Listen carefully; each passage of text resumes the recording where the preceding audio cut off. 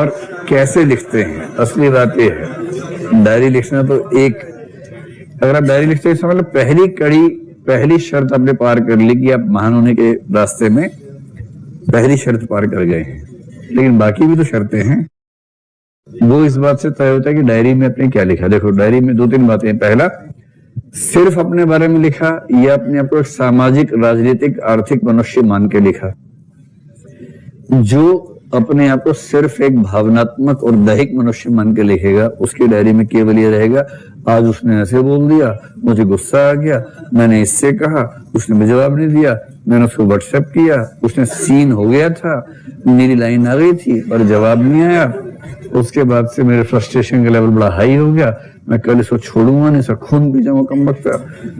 एक तो ये डायरी होती है, इसमें 2 चीजें हैं, इमोशंस हैं और मैं और मेरे इमोशंस, बस। इसको डायरी लेखन नहीं, इसको बोलते वोमिटिंग ऑफ इमोशंस।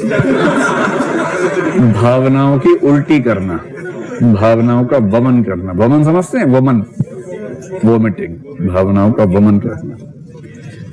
लेकिन छोटे बच्चे जब शुरू करते हैं डायरी लिखना तो वैसे ही लिखते हैं डायरी, शुरुआत ऐसे ही होती है।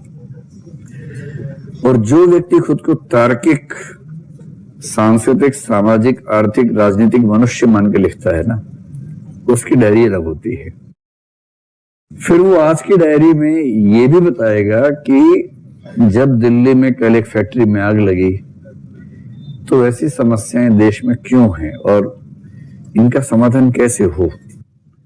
और फिर साथ में लिखेगा कि आईएएस बनने के बाद हो सकता है मैं कम से कम अपने क्षेत्र में ऐसी स्थितियां कम कर सकूं, ये उपाय कर दूंगा। जब से ये घटना देखी है तब से नींद नहीं आ रही है, बेचैनी हो रही है, कैसे ठीक करूं। और दूसरा काम जो करेगा, ये तो हो गया कि जो चल रहा है दुनिया में उससे खुद को जोड़ के लिखेगा कि मैं भी तो उस दुनिया का हिस्सा हूं ना। और दूसरा वो क्या करेगा, डायरी का असली पर्पस है आत्म मूल्यांकन और आत्म परिष्करण, न कि आत्मवमन।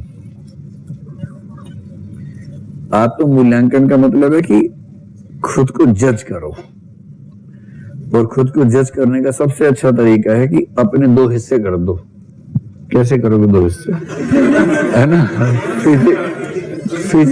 फिजिकली मत कर देना, पता लगा कि दोनों हाथ अलग अलग बैठे हुए हैं, एक बोलते हैं मैं, एक बोलते हैं वह।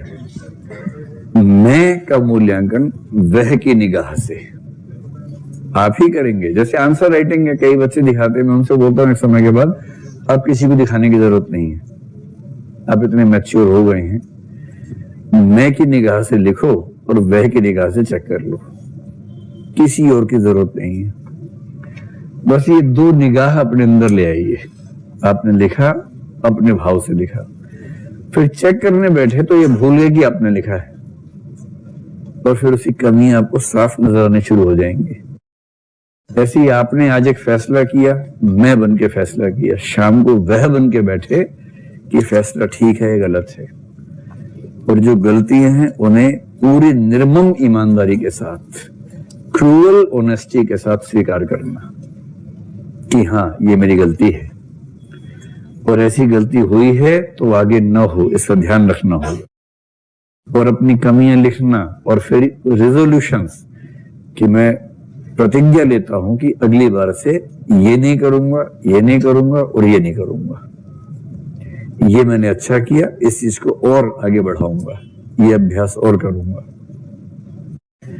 जो व्यक्ति डायरी इस लेवल पे लाता है ना, वो रोज सेल्फ इवेल्युएशन और सेल्फ बेटरमेंट, आत्म परिष्करण की प्रक्रिया में लगा रहता है। और ऐसे व्यक्तियों को मोटिवेशन के लिए, इंस्पिरेशन के लिए किसी और की जरूरत नहीं पड़ती है, खुद अपने सबसे बड़े ज्ञानी, सखा, मित्र हो जाते हैं। तो अब आप बताओ कि आप में से कितने लोग डायरी इस मूड में लिखते हैं? 1, 2, हाँ है ना, 10-15 लोग हैं। और महान व्यक्तियों का अनुपात इतना ही होता है समाज में, इससे ज्यादा कैसे होगा? ऐसे लिखना चाहिए। और डायरी ऐसे लिखो कि कोई गलती से पढ़ भी ले तो सामाजिक संबंध खराब ना हो। ये नहीं कि इतना गाली गलौज दिया किसी का नाम लिख लिख के, ऐसा मत कीजिए, है ना, उस पर फिर बड़ा छुपाना पड़ता है उसको।